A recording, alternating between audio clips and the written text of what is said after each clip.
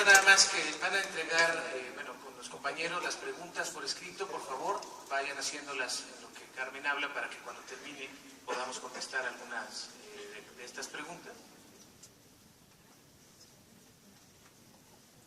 Sí, y si hay alguien que tenga algún documento que quiera entregarle a Carmen, que se los den a Susana Rambo, que está allá arriba con nosotros. Saluda, Susana, por favor.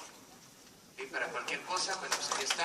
Y también le pediría a los compañeros de aquí del complejo que le permitiera también a los fotógrafos tomar algunas de las imágenes que estén circulando acá con nosotros, por favor. Sabemos que es su trabajo también, y bueno, pues les pediríamos que también les dieran chance de estar tomando algunas fotos. Muchas gracias. Y Carmen, por favor. Gracias, Israel, gracias, René, gracias, Aurelio, gracias a todas y a todos.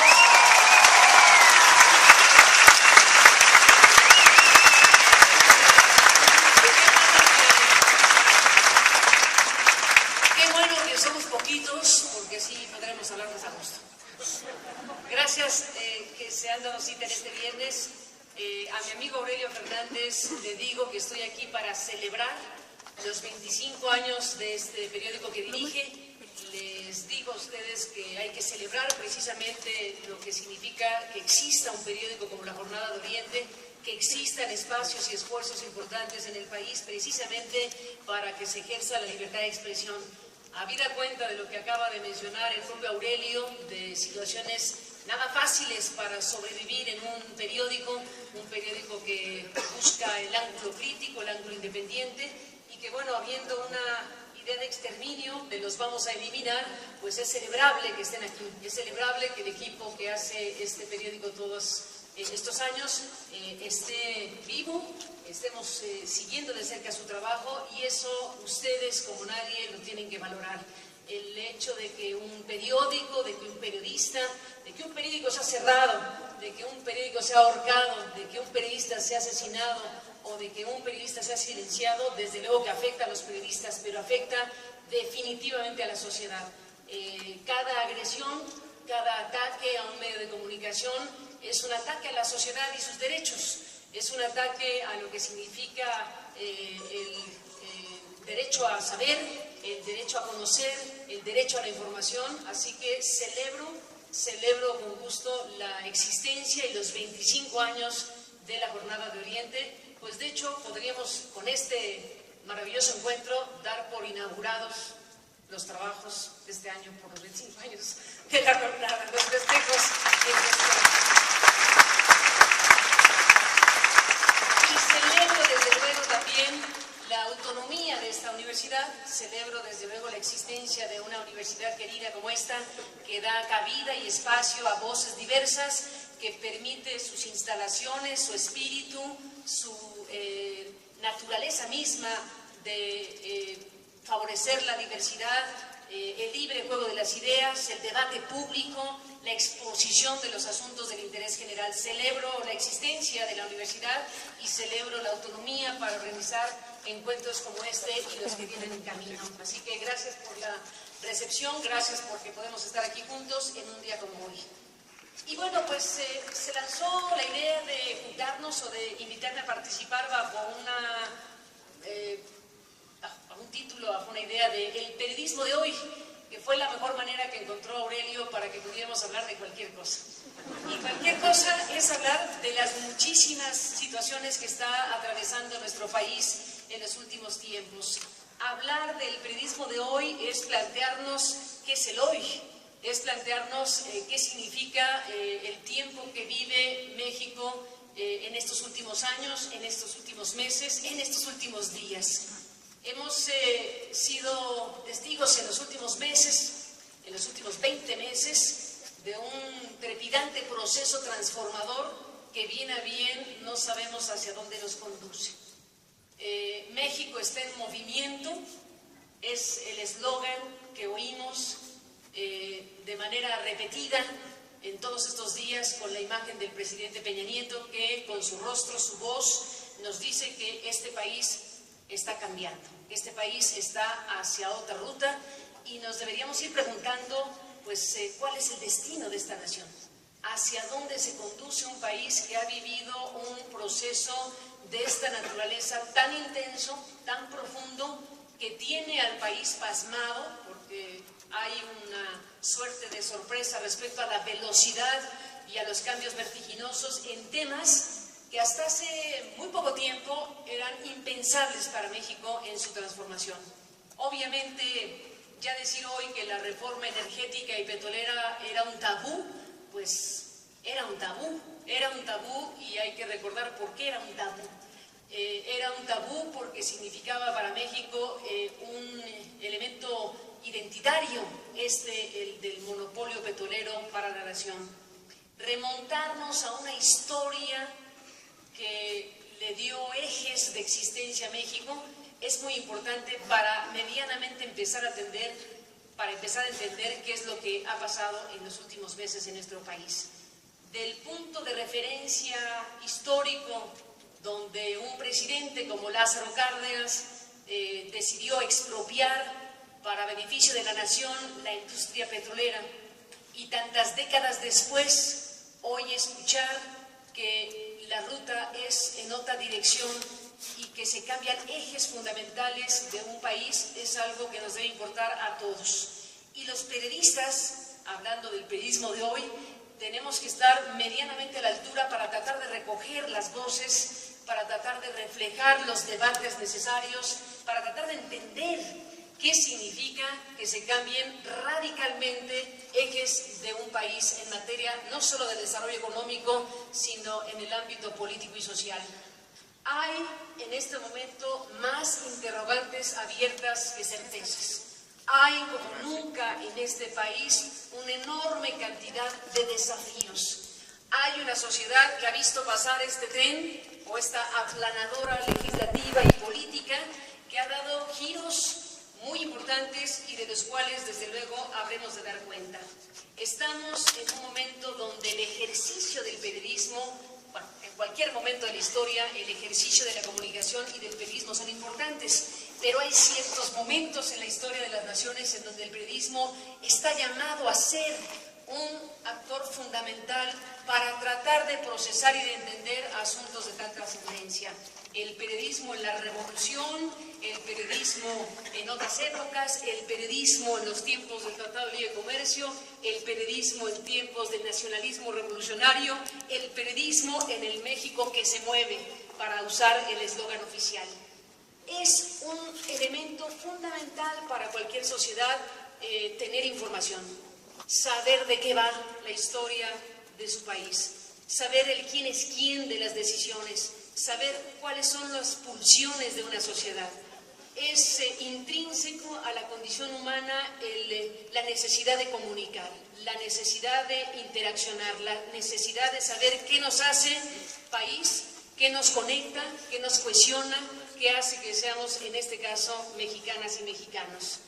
Estamos, pues, transitando en un periodo, como digo, en donde hay más interrogantes que respuestas, porque bien a bien no sabemos quién tendrá la razón en términos concretos. Lo sabremos al paso de los años, no sé cuántos, pero tendrá que pasar un cierto periodo para saber si los que nos han dicho que con estas reformas México entrará en una nueva dimensión de prosperidad, de bienestar, de crecimiento, de empleo y demás cuestiones que están en la promesa oficial, o los que han dicho, insisten, que lo que hemos visto es la entrega de la nación, es la perdición de una sociedad que ha visto pasar cómo transfieren riqueza nacional a manos de los grandes potentados.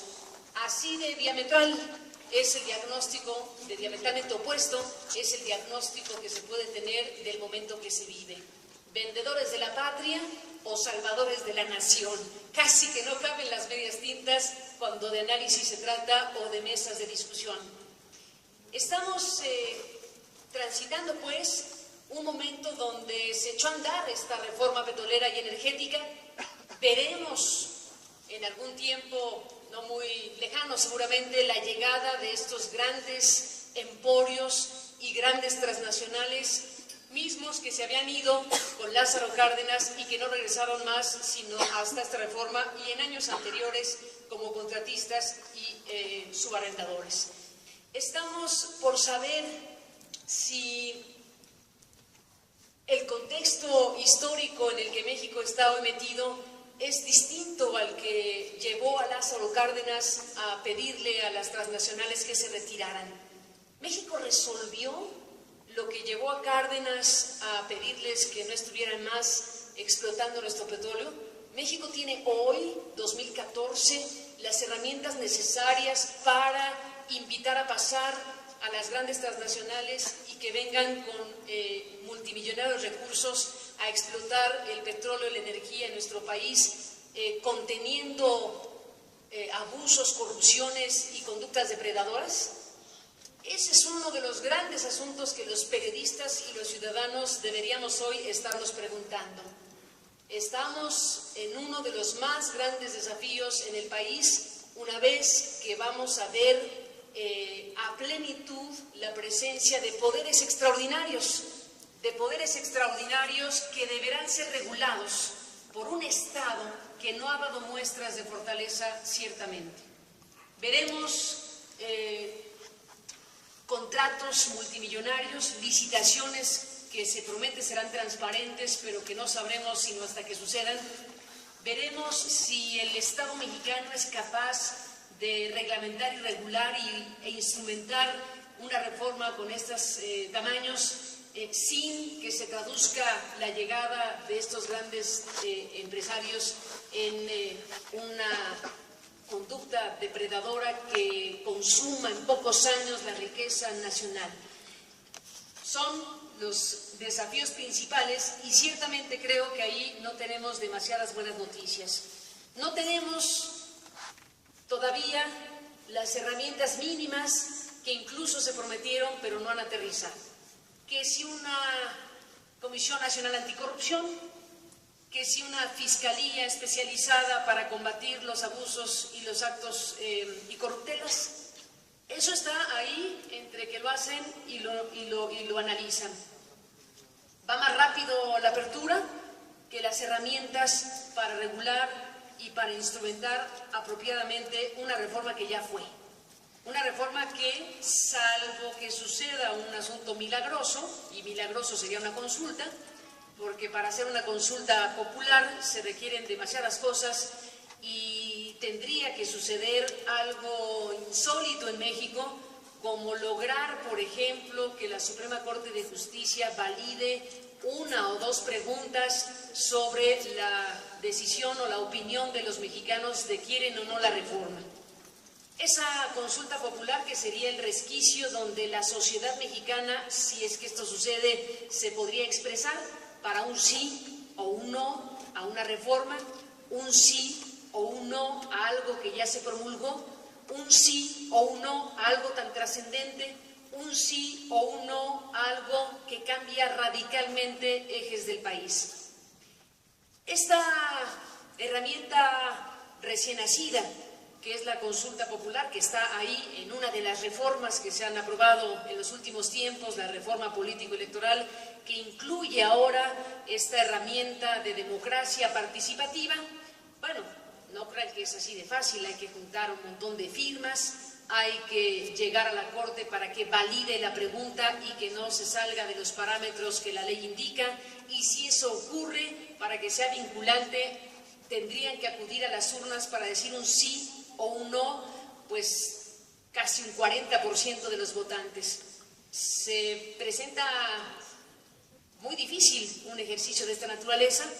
Sin embargo, más allá de su viabilidad y más allá de que eso se pueda traducir en algo que no pasó, que es consultarle a la gente, preguntarle: ¿quieren que hagamos lo que ya sucedió? ¿Quieren que validemos lo que ya fue aprobado y promulgado por un Congreso, que de eso habremos de hablar, y un Ejecutivo que presentó las iniciativas?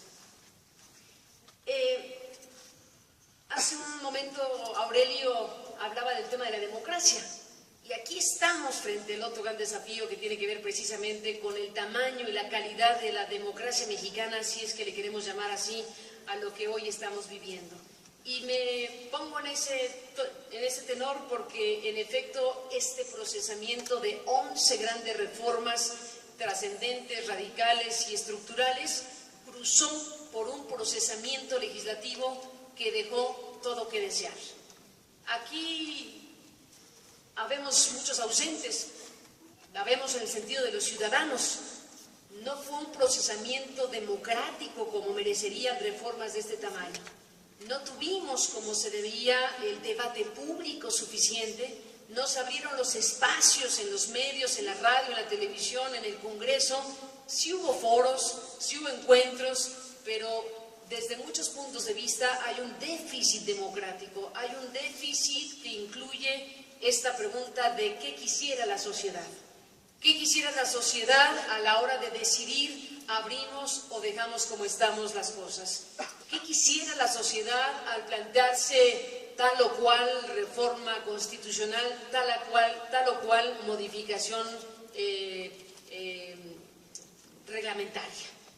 Esa presencia limitada de la voz de los ciudadanos y de las ciudadanas, esa crisis de representatividad que existe en el Congreso mexicano nos obliga a preguntarnos de qué calidad es la democracia en nuestro país. Esa manera de procesar reformas trascendentes en donde fuimos testigos de ver a legisladores que fueron capaces de votar en las comisiones unidas de alguna cosa sin tener el dictamen previamente. Legisladores que pudieron haber recibido, como recibieron, indicaciones cupulares todo el tiempo, y estas reformas enormes por sus implicaciones procesadas desde el ámbito popular. ¿Dónde está la sociedad? ¿Dónde estamos los mexicanos y las mexicanas cuando están cambiando las fichas y el juego? ¿Dónde está la voz de los especialistas, de los científicos, de los estudiantes, de los periodistas?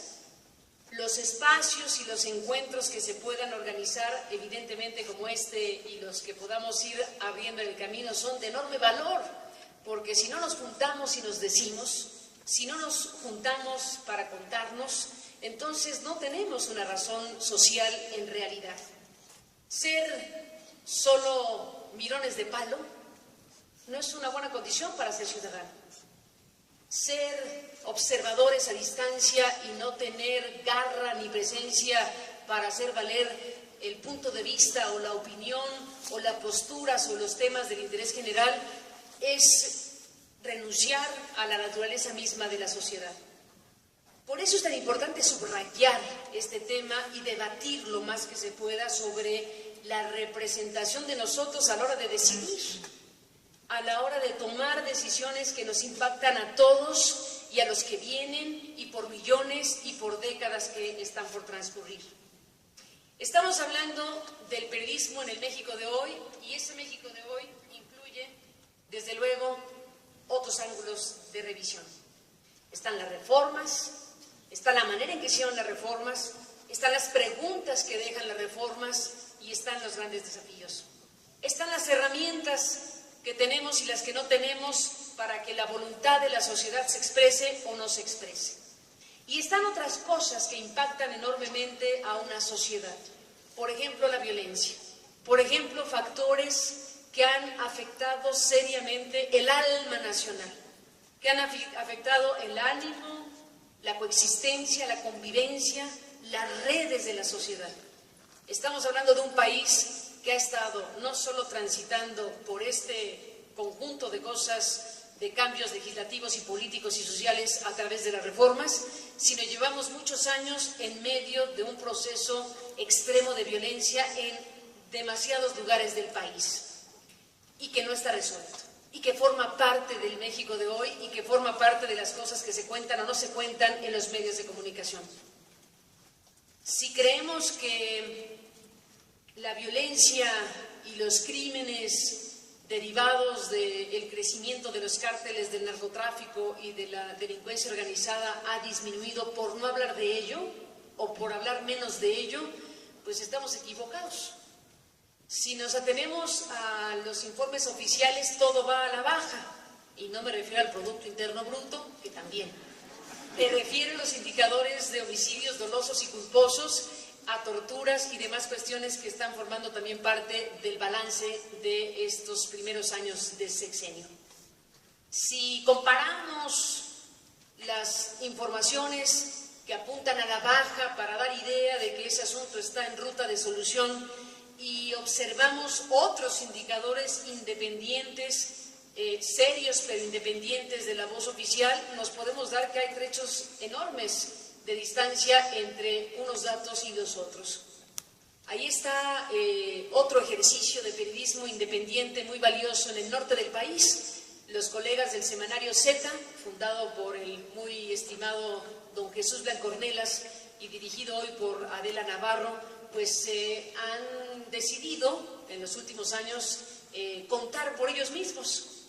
Dado que las cifras oficiales siempre dejan que desear o causan suspicacia, han elaborado una metodología a partir de la información oficial, por cierto, de las informaciones que las procuradurías locales y el Sistema Nacional de Seguridad ofrecen.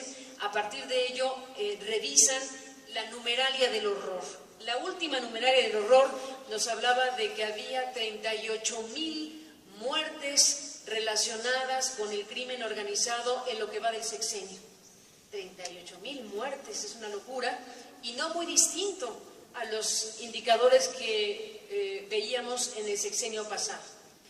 Si nos atenemos al informe que presentó Peña Nieto el martes pasado en el Palacio Nacional, vemos, por ejemplo, su afirmación de que las violaciones a los derechos humanos pues han disminuido, y eso se ve en que, eso se puede identificar y saber en los reportes de la CNDH, porque han bajado las recomendaciones de la CNDH a los ámbitos oficiales por violación a los derechos humanos.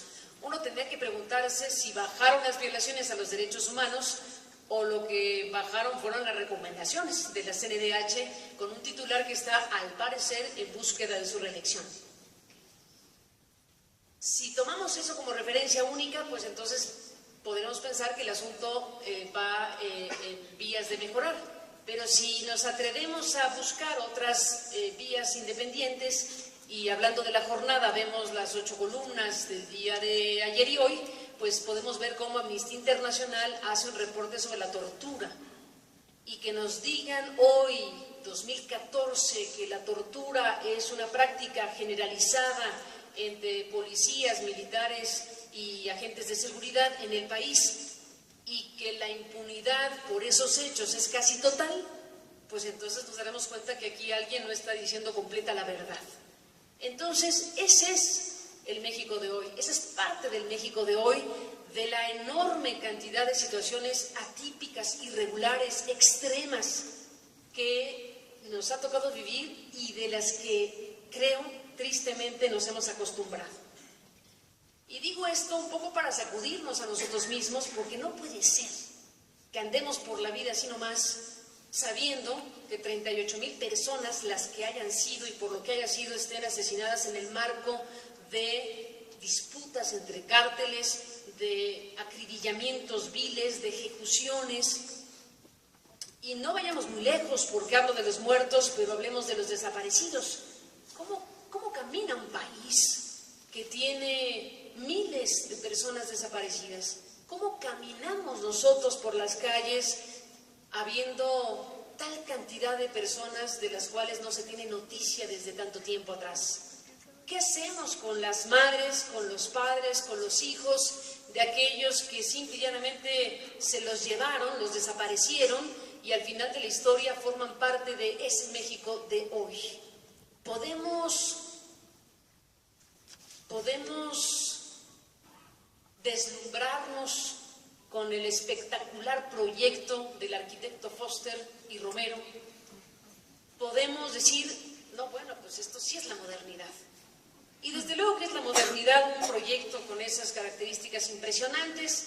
Vamos a ver si la zona lacustre nos hace favor de no hundirse de estos, ni cosas por el estilo, y que la ingeniería hidráulica que existe también, pues hace viable ese proyecto que se presenta como el emblema de la modernidad y el paso de México a nuevos tiempos. Así de contrastante es este país, así de brutalmente contrastante es México, que por un lado nos deslumbran con un conjunto de videos y de imágenes que nos hacen imaginar Dubái, en lugar del Zócalo capitalino. Bueno, el Zócalo capitalino hecho estacionamiento últimamente, ¿no? Que después de que ya hicieron el Zócalo estacionamiento, cualquier cosa puede pasar en este país. Una infracción masiva del reglamento de tránsito. Así de brutalmente contrastante es nuestro país.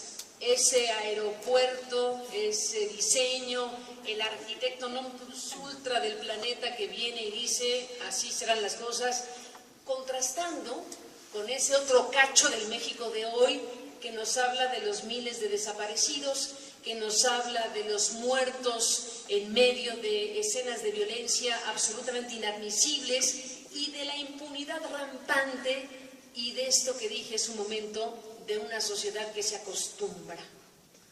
No nos podemos permitir como sociedad, y este encuentro nos puede servir para tomar conciencia mayor de ello, no nos podemos permitir como sociedad, como universitarios, como periodistas, como estudiantes, como sociedad, no nos podemos permitir esta indiferencia.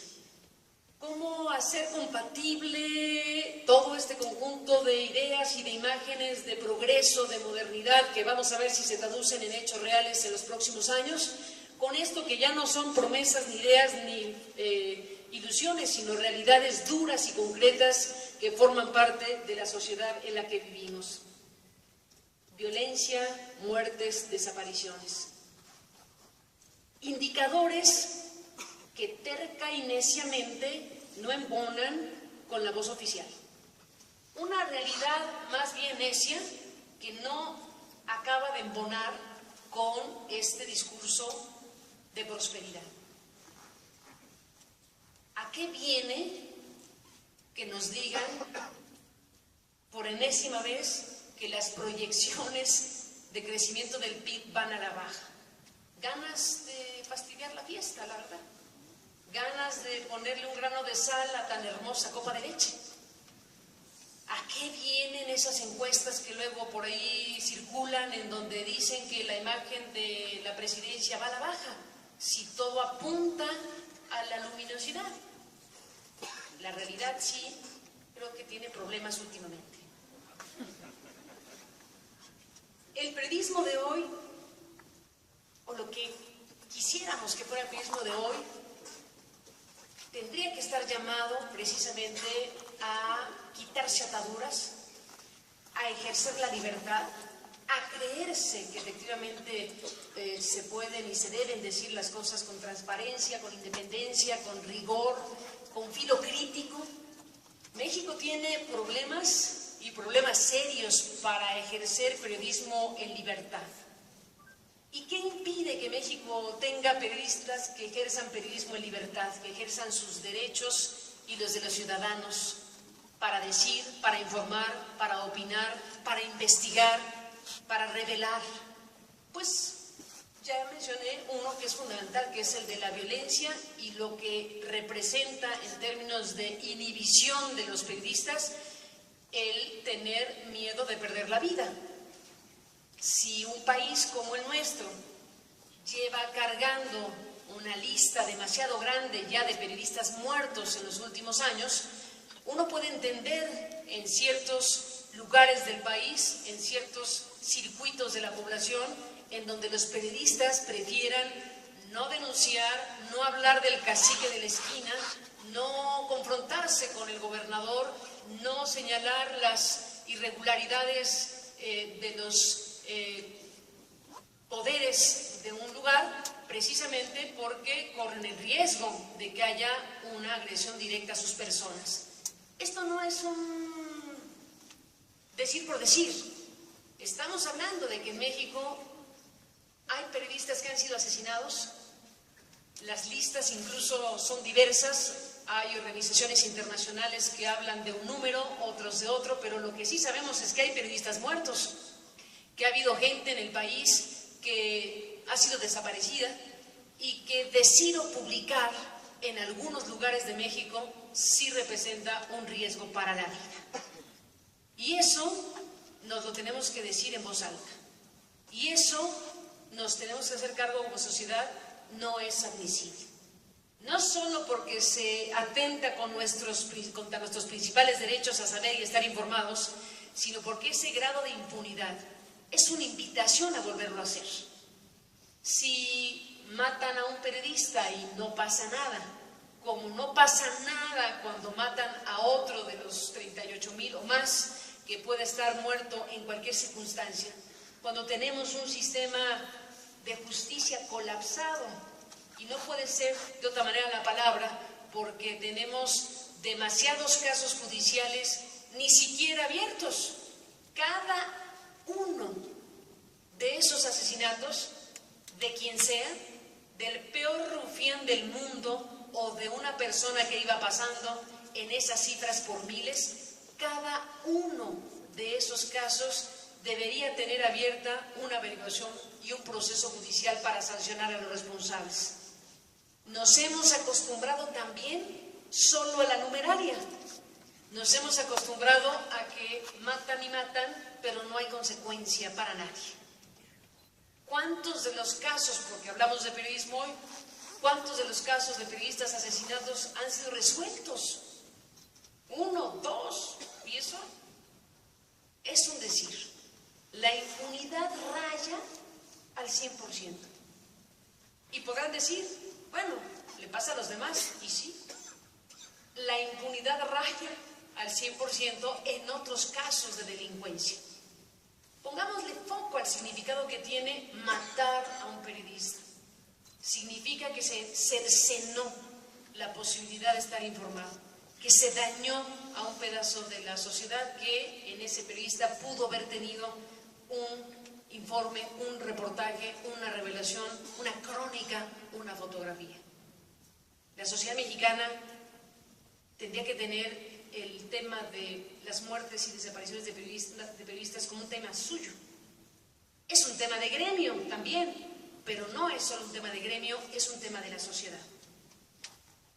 Me gustaría, ya que pasaron papelitos para preguntas y respuestas, yo digo que podemos entrar a la sesión de las preguntas sin respuesta, y podemos entrar en este intento de interacción entre ustedes y los que estamos aquí en la mesa.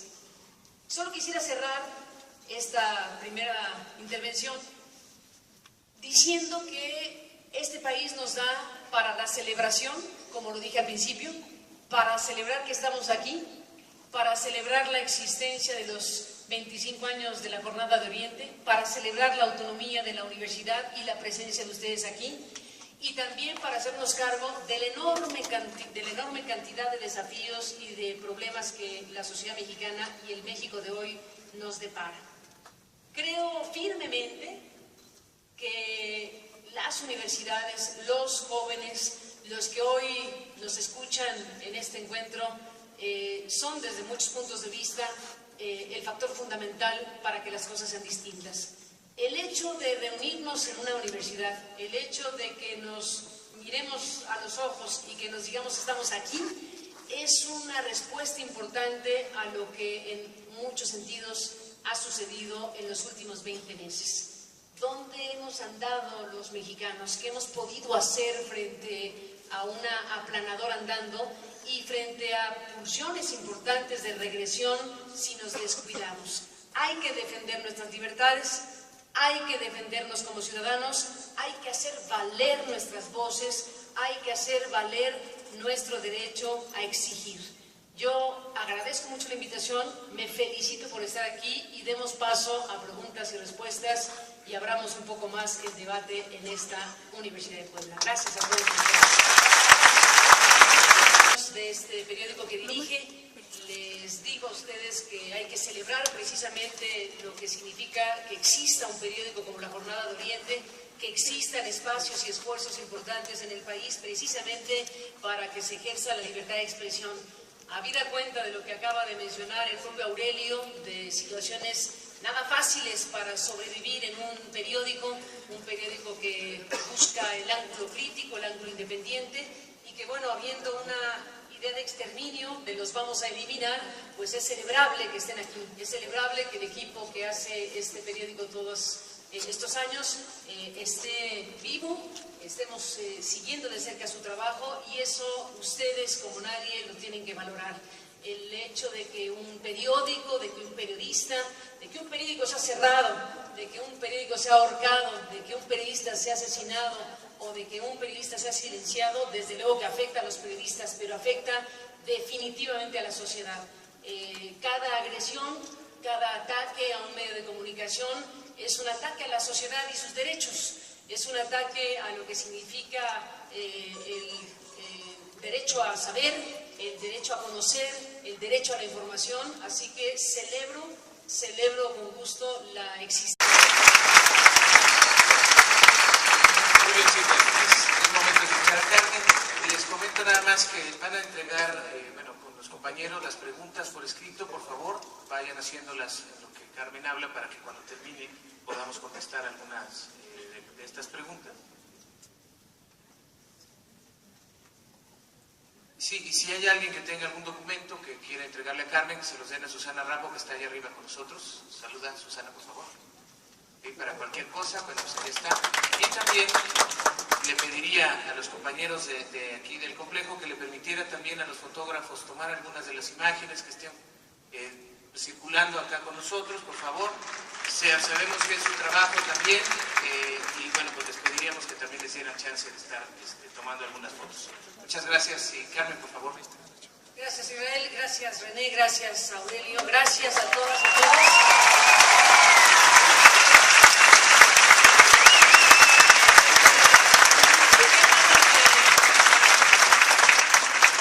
Qué bueno que somos poquitos, porque así podremos hablar más a gusto. Gracias que se han dado cita en este viernes.